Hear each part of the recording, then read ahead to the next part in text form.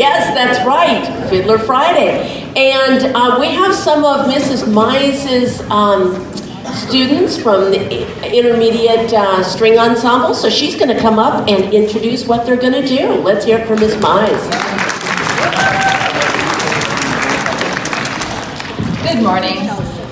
Yes, so what we've been working on is we have been working on doing small ensembles in the class, and this is, as you can see, a trio, and it involves how to be a soloist, how to be an accompanist, and how to start the piece by yourself and end it, and doing all the things that are involved as a little small ensemble.